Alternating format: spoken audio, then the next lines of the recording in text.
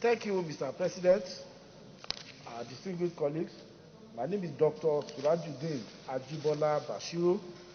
I represent Osun Central Senatorial District. Mr. President, I think the starting point in my comment, I must congratulate Senator Odia for delivering on this very important national assignment within time. But I think the starting point for the thoroughness of the work of the committee of the Senate is to make reference to paragraph 6 in their findings. And in that paragraph, they stated that the committee, in agreement with attending MDAs, concluded that in the present circumstances of absence of required detail, it will resume and conclude the consideration of the other two outstanding components of Mr. President's external borrowing request relating to funding of priority projects and as well as facility support to the state. It is important to underscore is because of those that will say that the Nigerian Senate is always quick to approve loan requests by the executive.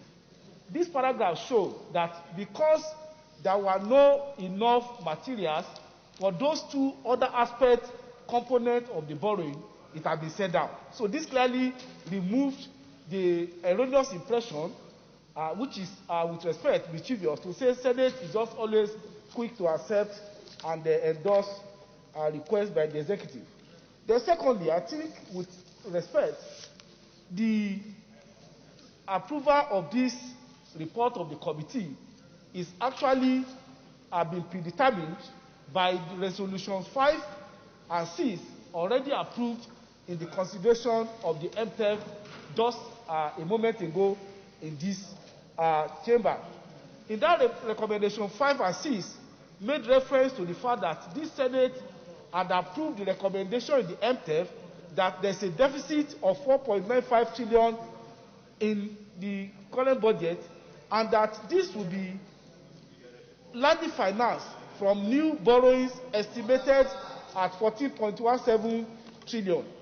From this, it is expected that 1.98 trillion of the new borrowing will form external multilateral concessional sources, mainly IMF, World Bank, African Development Bank, and Islamic Development Bank.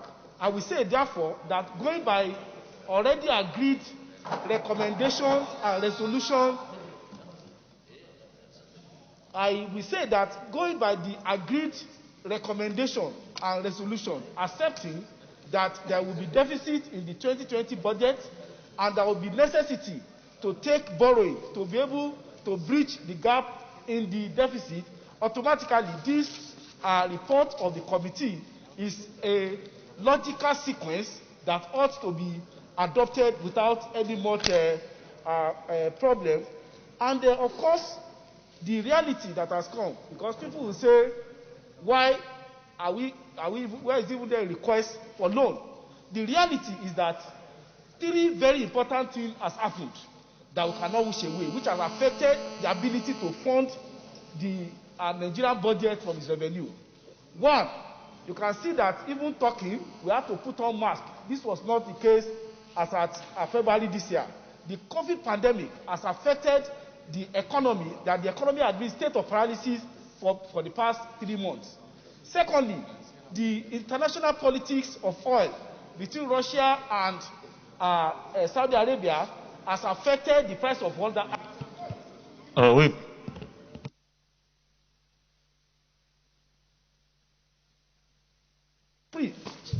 Is on. Then the third is that the fact that there has been a drilling in the fortune of the country does not also affect the fact that there is a need for additional expenditure to be able to take care of critical infrastructure, critical intervention to be able to do so. So we're in a state that as reasonable Nigerians, as leaders of the people, we must take the tough option of ensuring that we revitalize our economy by taking this very important facility. So I urge my colleagues, without much ado, and in view of the earlier resolutions adopted 5 and 6 in the MTF, we should take it without much problem. Thank you, Mr. President. Senator Suleiman.